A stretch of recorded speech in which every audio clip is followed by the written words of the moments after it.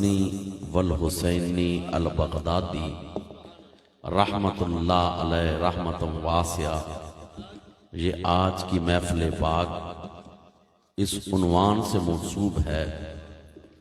دعا ہے کہ اللہ پاک انتظام والوں کا انتظام و انصرام جو اپنی پاک بارگاہ میں قبول و منظور فرمائے، اور جتنے احباب نزدیک سے دور سے محبتوں کے چراغ لیے آئے، اللہ پاک سب کا آنا اور بیٹھنا اپنی بارگاہ میں قبول و منظور فرمائے۔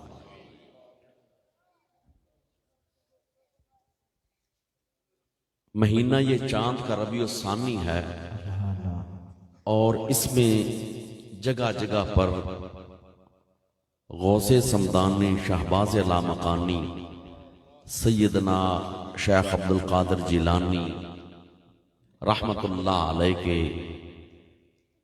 نام پاک سے منسوب جگہ جگہ پر محافل کا انعقاد کیا جاتا ہے۔ تو میں نے آپ احباب کے سامنے اس لیے یہ حصہ سورۃ فاتحہ کا تلاوت کیا کہ اہدنا الصراط المستقیم۔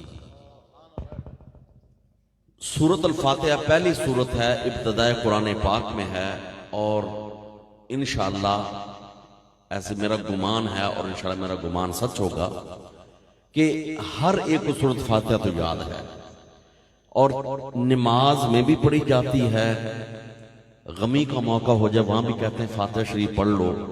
اس کے علاوہ دیگر مقامات میں فاتحہ شریف پڑھی جاتی ہے، لیکن فاتحہ شریف کے فضائل اور اس کی برکات اپنی جگہ پر۔ اس وقت ہم نے ایسے ان کی فضیلتوں کو بیان نہیں کرنا کیونکہ اختصار وقت پیش نظر ہے، 1 بجے تک دعا کا پروگرام ہے تقریباً انشاءاللہ۔ میں نے آپ احباب کے سامنے صرف اس کا آخری حصہ، جس میں ہر بندہ چاہے وہ نماز میں ہے یا نماز سے باہر ہے، ہر بندہ یہ بات اللہ پاک کے حضور کہتا ہے کہ اہدنا الصراط المستقیم، اے اللہ ہمیں چلا دے سیدھے رستے پر۔ ہدایت کا ایک معنی ہے رستہ دکھانا، ایک معنی ہے رستے پر چلانا، لیکن یہاں ترجمہ یہی کیا جائے گا کہ اے اللہ ہمیں سیدھے رستے پر چلا دے۔ سوال یہ ہے کہ سیدھا رستہ کون سا ہے، کیونکہ ہر بندے کا معیار علم، معیار عقل، اس کی سوچ سمجھ مختلف ہو سکتی ہے۔ ممکن ہے کوئی بندہ کہے کہ سیدھا رستہ یہ ہے، کوئی کہے سیدھا رستہ یہ ہے۔ تو قرآن پاک کی کسی آیت کی تفسیر کرنی ہو تو سب سے پہلا ضابطہ یہ ہے کہ قرآن پاک میں غور کیا جائے گا کہ ایک آیت کی تفسیر دوسری جگہ پر ہو رہی ہے کہ نہیں ہو رہی ہے۔ اگر قرآن پاک کی ایک آیت کی تفسیر دوسری جگہ پر ہو جائے تو سب سے بہترین تفسیر وہی شمار ہوگی، یعنی تفسیر القرآن بالقرآن، کہ قرآن کی ایک آیت کی تفسیر دوسری آیت کر رہی ہے۔ اگر پورے قرآن پاک میں کسی جگہ پر قرآن کی آیت کی تفسیر نہ ملے تو دیکھنا پڑے گا کہ پیارے آقا کی احادیث پاک کے ذخیرہ میں جو ہم تک پہنچی ہیں ان میں قرآن کی اس آیت کی تفسیر آئی ہے کہ نہیں۔ اگر کسی حدیث پاک سے مل جائے کہ میرے آقا نے فرمایا ہو کہ قرآن کی اس آیت کا یہ مطلب ہے، تو تفسیر کا دوسرا درجہ ہے تفسیر القرآن بالحدیث۔ تفسیر کا تیسرا درجہ کہ ہمیں پورے قرآن میں بھی اس آیت کا مطلب نہ ملا، اس قرآن کی تفسیر نہ ملی، اور ذخیرہ احادیث پاک میں بھی اس کا مطلب و تشریح نہ ملی، تو کسی صحابی کا قول اگر مل جائے کہ قرآن کی آیت کی تفسیر یہ ہے تو تفسیر کا تیسرا درجہ یہ شمار ہوتا ہے. اگر قرآن اور حدیث اور قول صحابی کسی جگہ پر قرآن کی آیت کی تفسیر نہ ملے تو چوتھا درجہ یہ ہوتا ہے مجتہد کا، کہ وہ بندہ جس کو پوری عربی گرامر پر عبور ہو، ناسخ و منسوخ کا علم ہو، شان نزول کا علم ہو کہ قرآن کی کون سی آیت کس کس موقع پر نازل ہوئی ہے، مکی ہے، مدنی ہے، اس کا پس منظر کیا ہے، اس کا جو شان نزول کیا ہے، بیک گراؤنڈ کیا ہے، جس کو اتنا قرآن و حدیث پر عبور ہو، چوتھے درجے میں وہ قرآن کی آیت کی تفسیر کر سکتا ہے. لیکن خوش قسمتی سے جو ہم نے تفسیر کرنی ہے وہ قرآن کی تفسیر قرآن سے مل گئی ہے، قرآن کی آیت کی تفسیر اسی قرآن سے مل گئی ہے کہ اللہ پاک نے فرمایا اہدنا الصراط المستقیم، اے اللہ چلا ہمیں سیدھے رستے پر. میرے مولا سیدھا رستہ کون سا ہے؟ سیدھا رستہ کون سا ہے؟ فرمایا صراط الذین انعمت علیہم، رستہ ان لوگوں کا جن پر تو نے انعام کیا ہے. متصل آیت، قرآن کی متصل آیت. ایک جگہ فرمایا اہدنا الصراط المستقیم، چلا سیدھے رستے پر. ساتھ ہی فرمایا میرے مولا ہم سوال کرتے ہیں میرے مولا تیرا سیدھا رستہ ہے کون سا؟ فرمایا صراط الذین انعمت علیہم، رستہ ہے سیدھا ان لوگوں کا جن پر تو نے انعام کیا ہے.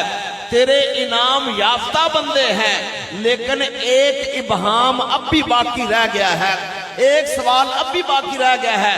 میرے مولا تیرے انعام یافتہ بندے ہیں کون؟ تیرے انعام یافتہ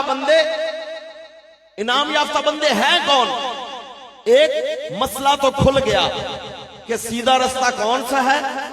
انعام یافتہ لوگوں کا جن پر اللہ نے انعامات کیے ہیں، وہ رستہ سیدھا ہے. لیکن ایک ابہام اب بھی ہے، میرے مولا تیرے انعام یافتہ بندے ہیں کون؟ کیونکہ یہاں بھی ہر بندے کا معیار سوچ الگ ہے.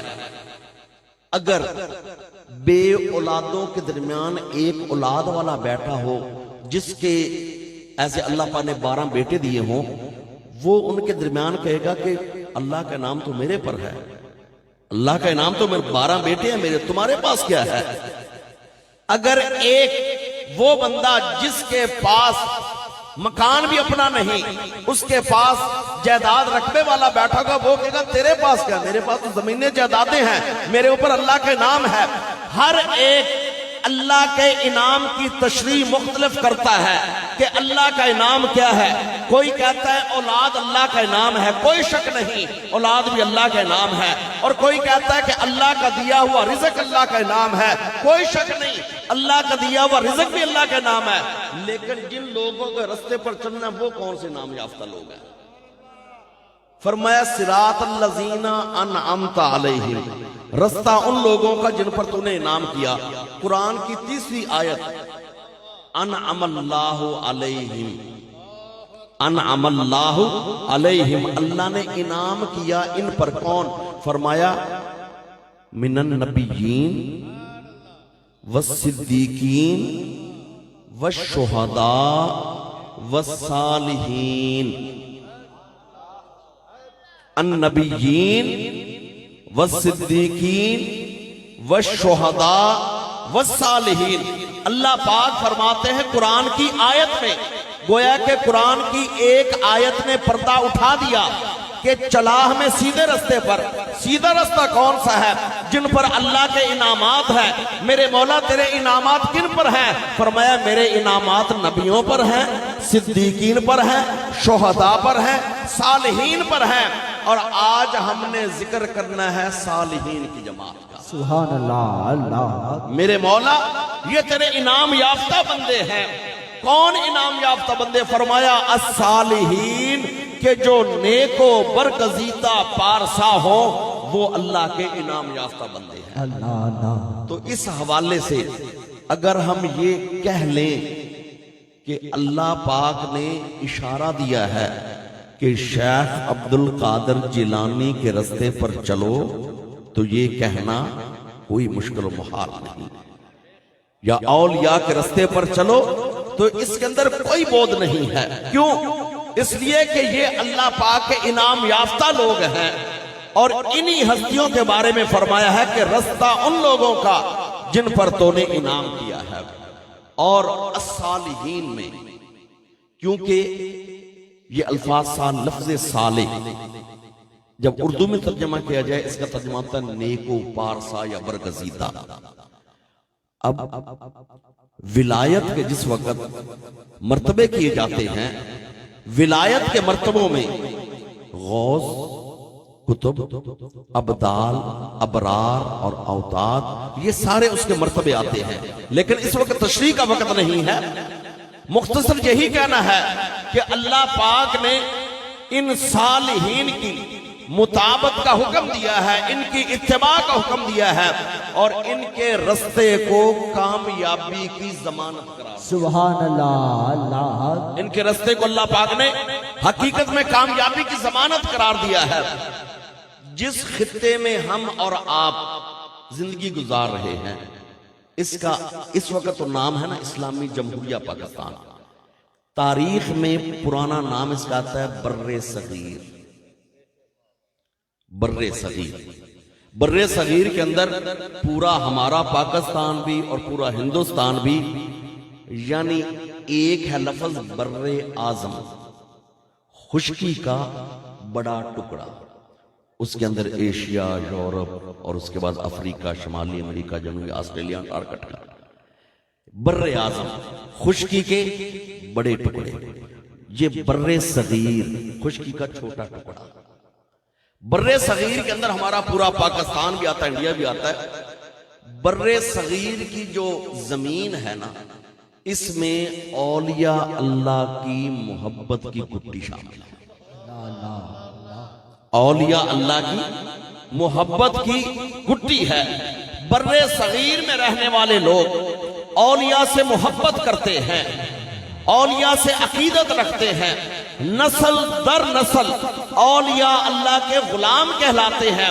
اس کی وجہ یہ ہے کہ بر صغیر میں جو دین اسلام پھیلا ہے، کسی فاتح یا تلوار کے زور سے نہیں پھیلا، شمشیر کے زور سے نہیں پھیلا، بلکہ بر صغیر میں جو کلمہ طیبہ کی صدائیں گونج رہی ہیں، یہ اولیاء اللہ کی محبت اور نگاہ کا۔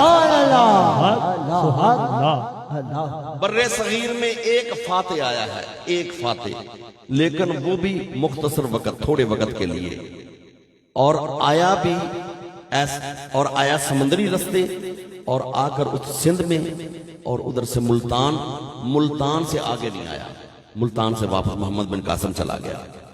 اب پورے بر صغیر میں جو کلمہ طیبہ کی صدائیں گونج رہی ہیں، یہ اولیاء اللہ کی محبت، حسن اخلاق، دعوت و تبلیغ کا کام، اور ان کی محنتوں کی وجہ سے، اسی وجہ سے شاعر کہتا ہے نا، ساڑا ایک اجمیر دا پیر ویکھو 90 لاکھ نو کلمہ پڑھا چھڑیا۔ ساڑا ایک اجمیر دا پیر ویکھو 90 لاکھ نو کلمہ پڑھا چھڑیا۔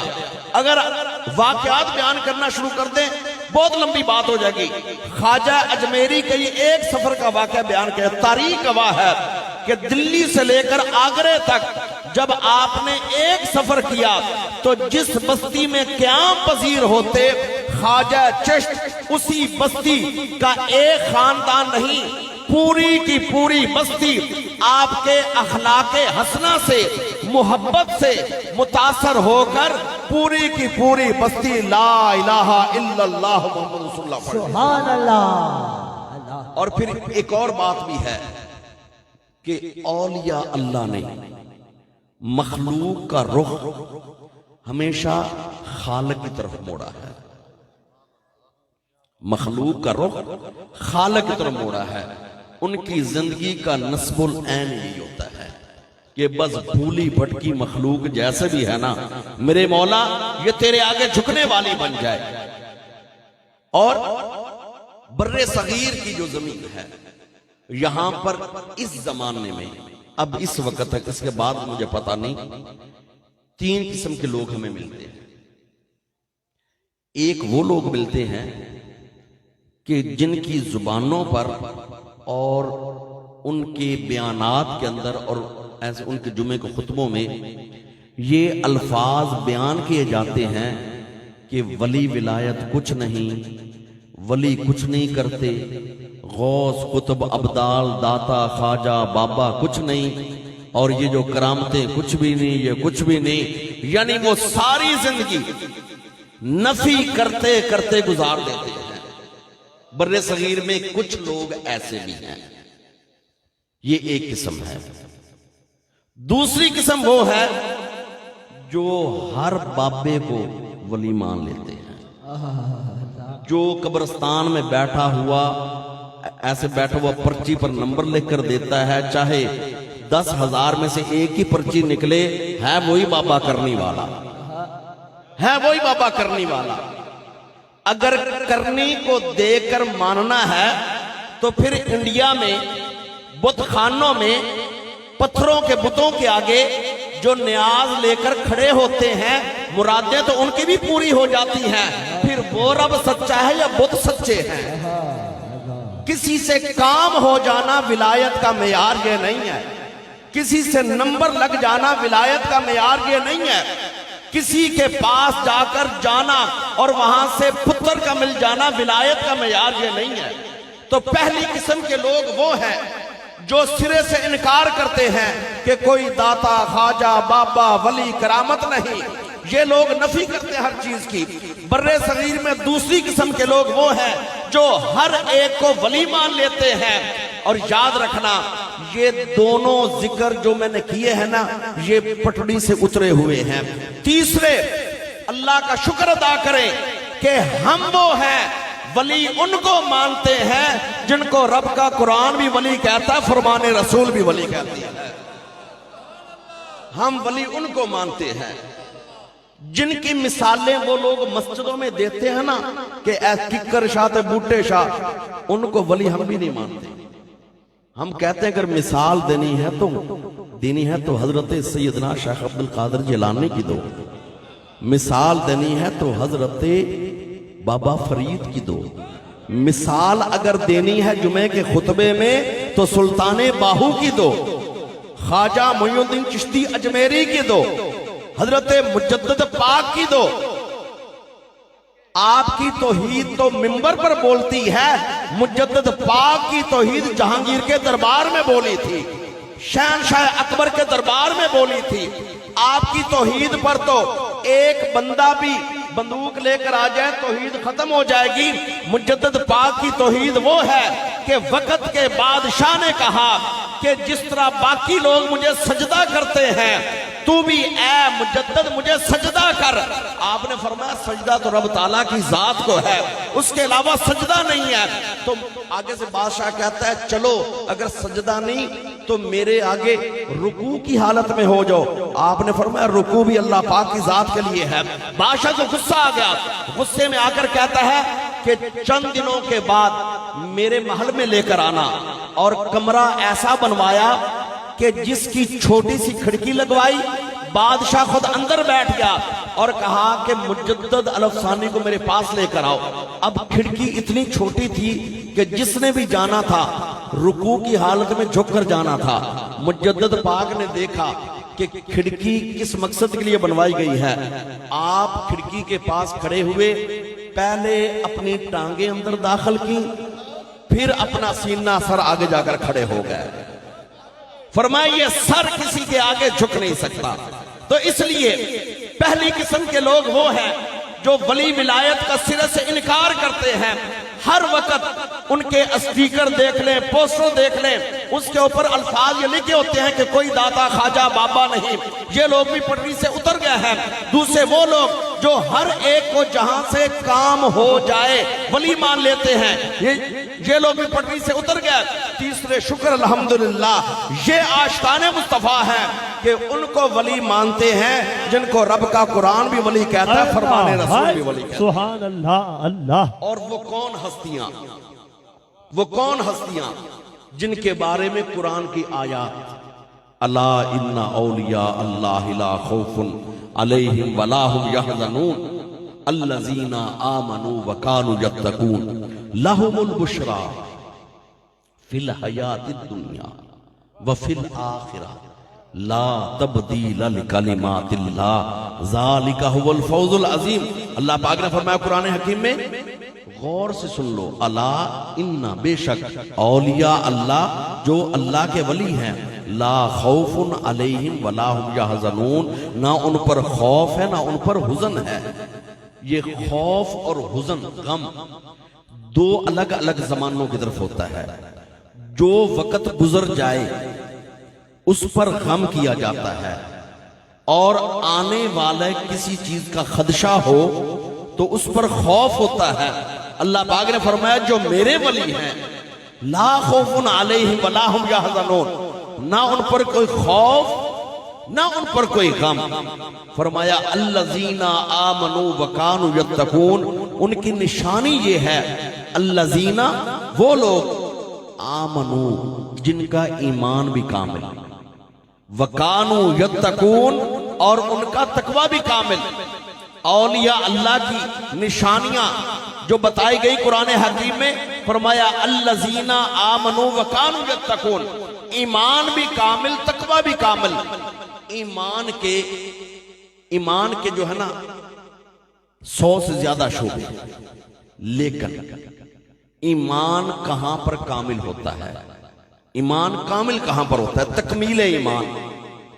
میرے آقا نے فرمایا لا یؤمن احدکم، لا یؤمن احدکم، فرمایا کوئی بندہ کامل الایمان نہیں ہو سکتا حتی اکون احب الیہ، یہاں تک کہ اس کے دل میں آ جائے میری محبت، من والدہ، اپنے والدین سے زیادہ، وولدہ، اپنی اولاد سے زیادہ، والناس اجمعین، پوری کائنات سے زیادہ۔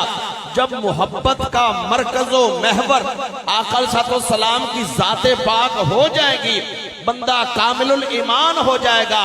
اور اللہ پاک کا قرآن کہتا ہے کہ اولیاء اللہ کی نشانی یہ ہے کہ الذین آمنوا وکانوا یتقون، ان کا ایمان بھی کامل ہوگا، ان کا تقوی بھی کامل ہوگا۔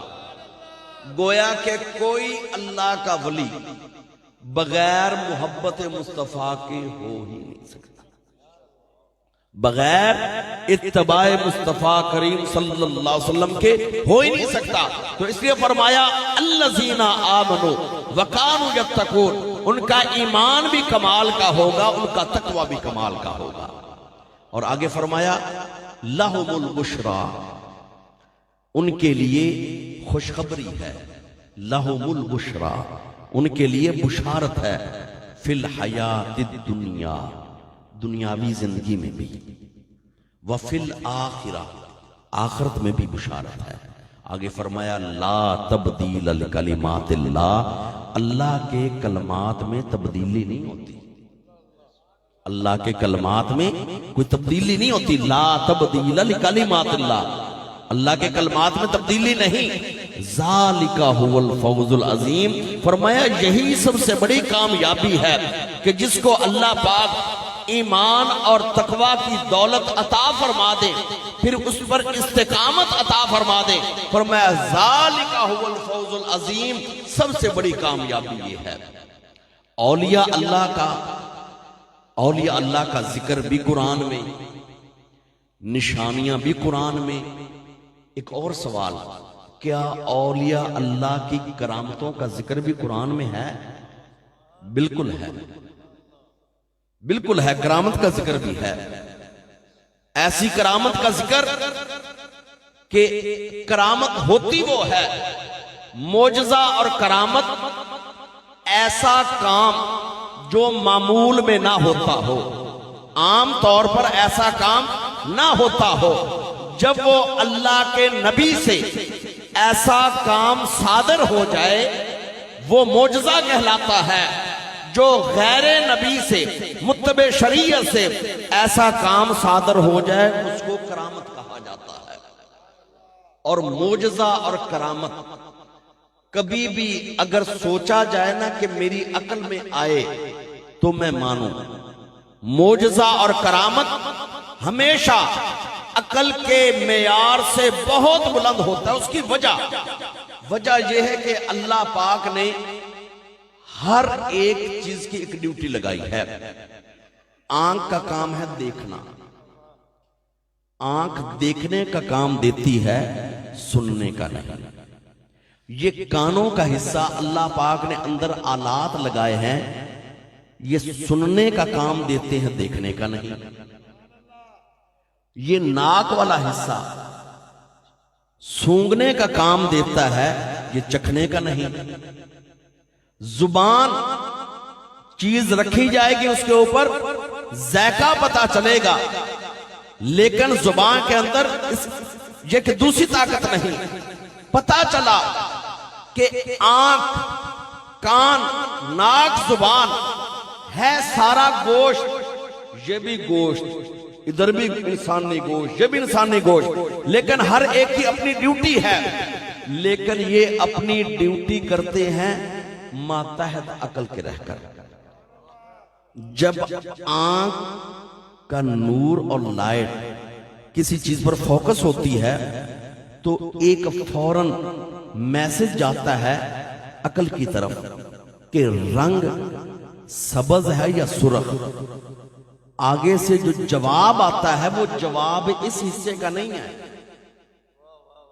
جو جواب آتا ہے نا سبز ہے یا سرخ، وہ جواب اس حصے کا نہیں، جواب اس حصے کا ہے کہ کہہ دے رنگ سبز ہے. کوئی چیز جس وقت ناک کے قریب کی جاتی ہے، میسج جاتا ہے عقل کو کہ گلاب کی خوشبو ہے یا چنبیلی کی. یہ جواب اس کا نہیں ہے، جواب ادھر سے آتا ہے کہ کہہ دو گلاب کی خوشبو ہے. کوئی زبان کے اوپر تھوڑی سی چیز رکھی جاتی ہے تو ایک میسج عقل کو جاتا ہے کہ ذائقہ میٹھا ہے، نمکین ہے، کیسا ہے. تو یہ جو جواب ہے نا کہ اے چاول مٹھے نا علامہ صاحب، اے جواب زبان دا نہیں ہے، یہ اصل میں ریپلائی ادھر سے آ رہا ہے. پتا چلا کہ میسج عقل کو جاتے ہیں، ریپلائی عقل کرتی ہے. تو یاد رکھیے کہ یہ عقل بھی کل نہیں ہے، رئیس ہے، لیکن ان قوتوں کی رئیس ہے. جہاں پر عقل کے گھوڑوں کی دوڑ کر انتہا ہو جاتی ہے، وہاں سے مقام نبوت و ولایت کی ابتدا ہو.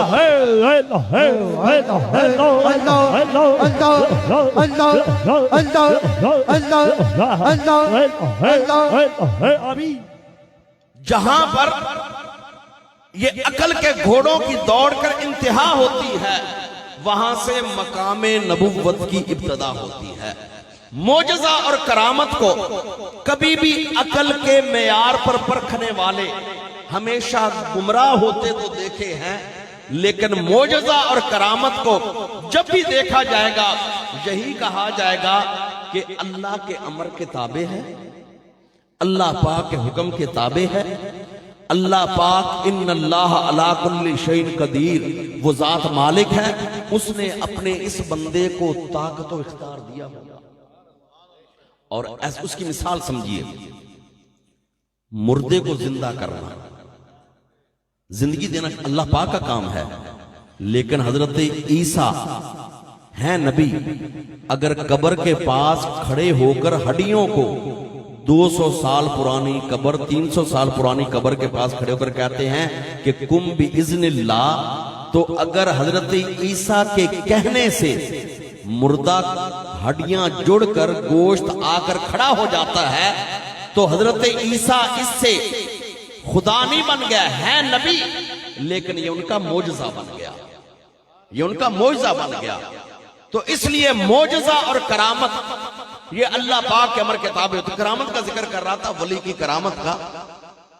وقت کے نبی سلیمان علیہ السلام اپنے وقت کے نبی ہیں، اور آپ کی حکومت کے بارے میں قرآن پاک میں آتا ہے کہ نبوت کا تاج بھی ملا اور دنیا والی بادشاہت بھی ملی. اور پھر بادشاہت کیسی انسانوں پر بھی حکومت، جنات پر بھی حکومت، فضا میں اڑنے والے پرندوں پر بھی ان کا حکم چلتا تھا، ہوائیں بھی ان کے حکم سے رخ بدلتی تھیں، اور زمین پر رینگنے والے کیڑے مکوڑے حشرات الارض ان کی بولی بھی سمجھ لیتے تھے۔ تو آپ سلیمان علیہ السلام کے اوپر جب سارے پرندے سایہ کرتے تھے نا، تو ایک دن دیکھا کہ آپ نے ہدہد کی جگہ خالی ہے، تو آپ نے فرمایا کہ آج میں اپنے اوپر ہدہد پرندے کو نہیں دیکھ رہا، یا تو کوئی نئی میرے پاس خبر لے کر آئے یا پھر میں اس کو ذبح کر دوں گا۔ یعنی اللہ کا نبی جلال میں آ گئے کہ بغیر اجازت کے غائب ہوا ہے، یا تو کوئی آج نئی خبر لے کر آئے، اگر نئی خبر لے کر نہ آیا تو ذبح کر دوں گا۔ تھوڑی دیر کے بعد ہدہد آ گیا اور آ کر کہتا ہے کہ آپ حضرت سلیمان، میں ایک ایسی بادشاہ دیکھ کر آیا ہوں کہ ایک عورت حکومت کر رہی ہے وہاں پر، اور وہ لوگ رب تعالیٰ کی ذات سے واقف نہیں ہیں۔ وہ عورت خود اور اس کی ساری عوام رعایا سورج کو سجدہ کرتے ہیں، جب سورج نکلتا ہے ایک سجدہ اس وقت کرتے ہیں، جب آخر میں غروب ہوتا ہے ایک سجدہ اس وقت کرتے ہیں۔ وہ سورج کو اپنا رب سمجھتے ہیں۔ میں وہاں سے ہو کر آیا ہوں۔ آپ نے فرمایا خبر تو نہیں ہے، لیکن آپ نے اپنا خط لکھا، فرمایا میرا خط پہنچا دے۔ خود انہوں نے خط پہنچا، قصہ مختصر۔ بلقیس نے اپنے وزراء کے ساتھ مشورہ کیا کہ کیا ان کو بلانا چاہیے سلیمان اور اس کی فوج کو، یا ہمیں جانا چاہیے؟ وزیروں نے کہا مرضی اپنی کرنی ہے، اور ایسے اس لیے کہتے ہیں وزیر چنگے ہوتے کم بن جاتا ہے۔ اللہ کرے وزیر چنگے ہونے چاہیے۔ تو اس وزیروں نے کہا کہ مرضی اپنی کرنی ہے، آپ نے ملکہ مرضی اپنی کرنی ہے، لیکن بادشاہ جس ملک میں آ جائیں وہاں خرابی کے سوا کچھ نہیں بچتا، وہاں تباہ و بربادی ہو جاتی ہے۔ بلقیس کو مشورہ پسند آیا، اس نے کہا کہ ہم یہاں سے خود چل کر جاتے ہیں۔ اب آپس میں فاصلہ کتنا ہے؟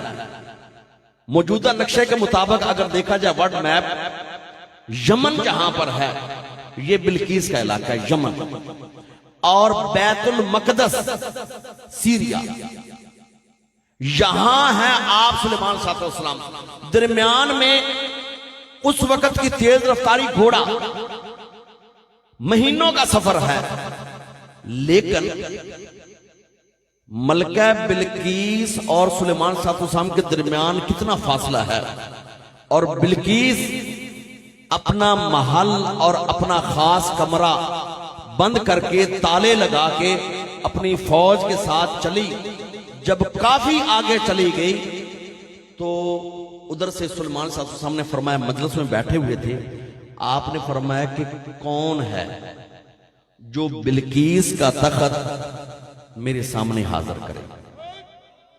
کون ہے جو بلقیس کا تخت میرے سامنے حاضر کرے؟ یہاں پر سوال ہے کہ خود سلیمان نبی ہیں، اور نبی کا مقام ولی سے بہت بلند ہوتا ہے، وہ خود بھی منگوا سکتے تھے، لیکن اللہ پاک کی حکمت ہے کہ بتانا تھا کہ نبیوں کا مقام تو اپنی جگہ پر ہے، جن کو اللہ پاک یہ طاقت دے دے ولایت کا مقام کتنا بلند ہوتا ہے۔ آپ نے فرمایا کون ہے جو میرے دربار میں تخت حاضر کرے؟ درمیان میں اتنا فاصلہ، اور بلقیس کا محل، پھر اس کے کمرے کو تالے لگے ہوئے ہیں، اور سلیمان علیہ السلام کے ان امتیوں میں سے کسی نے ملک یمن دیکھا بھی نہیں تھا سوائے ہدہد کے، اور کسی نے وہ علاقہ بھی دیکھا بھی نہیں تھا۔ لیکن اس کے بعد اللہ پاک کا قرآن بولتا ہے، وَقَالَ عِفْرِيتٌ مِّنَ الْجِنِّ، جنوں کا سردار اٹھتا ہے، اٹھ کر کہتا ہے حضور بلقیس کا تخت میں آپ کے سامنے لے آتا ہوں، اور ساتھ اپنے بارے میں تھوڑی سی اپنے بارے میں کہتا ہے لَقَوِيٌّ أَمِينٌ، میں طاقت والا بھی ہوں امانت دار بھی ہوں۔ یہ دو لفظ اس نے جن نے کیوں بولے، جنوں کے سردار نے، کہ میری بات کو مذاق نہ سمجھا جائے. لقویٌ، میرے اندر طاقت بھی ہے کہ میں بلقیس کا تخت آپ کے سامنے حاضر کر دوں. امین، امانت دار بھی ہوں، کیونکہ جنوں کے اندر ہوتی ہے شرارت، آگ سے تخلیق ہوئی ہے. تو میں رستے میں تخت کا کوئی موتی، ہیرا، یاقوت، مرجان چوری نہیں کروں گا. جیسے بلقیس کا تخت ہوگا میں آپ کے سامنے حاضر کر دوں گا. آپ نے فرمایا کہ کتنی دیر میں؟ تو کہتا ہے کہ جو آپ کی گفتگو چل رہی ہے، مجلس چل رہی ہے، جب یہ گفتگو ختم ہو جائے گی آپ کا تخت آ جائے گا. حالانکہ بڑا تیر مارا اس نے کہ کتنا فاصلہ درمیان میں، اور ملک یمن کو کسی انسان نے دیکھا بھی نہیں ابھی تک.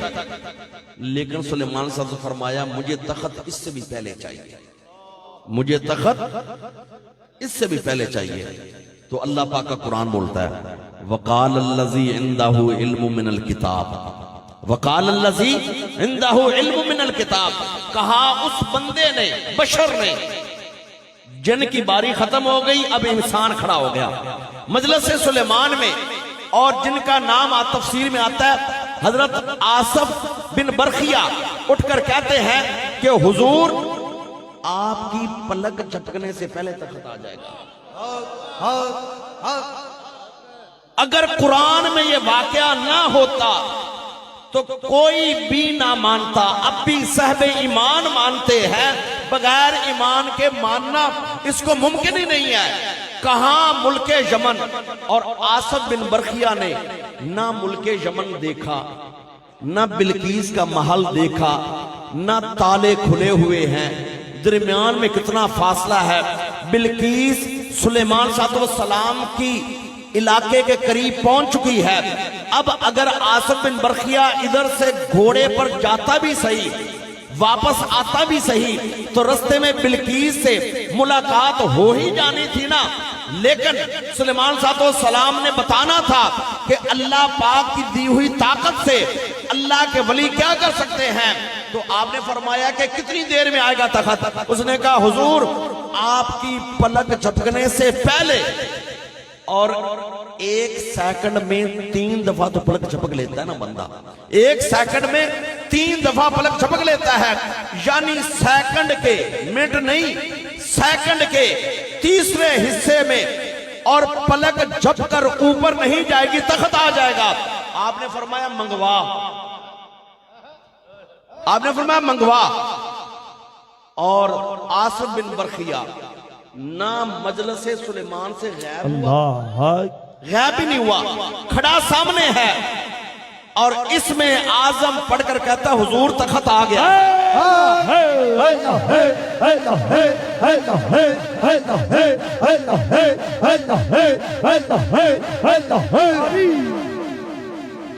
سلیمان صاحب کی پلک جھپکنے سے پہلے اوپر والا حصہ نیچے لگ کر واپس نہیں گیا تھا، تخت آ گیا، تخت آ گیا.